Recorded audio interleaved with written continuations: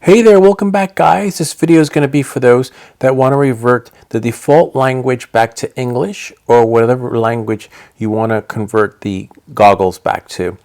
This video actually helped a couple of people, so I figured, hey, why not put this up online on the channel. So basically, it doesn't matter which language you're in.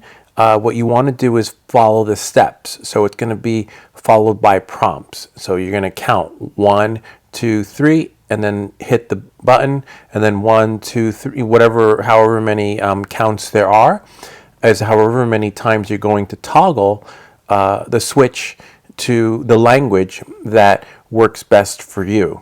Okay? If you have any questions or comments, feel free to leave them down below. But this video should do the trick for most and many. All right, so here we go. So you want to do is you want to scroll down 1, 2, 3, third menu. And then you're going to go 1, 2, 3, 4.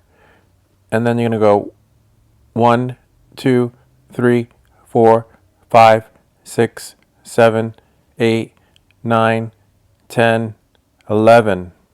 After you get to 11, press it and you should see the languages appear. And then don't click Spanish. And then just go, click, you should see English and the other languages in there.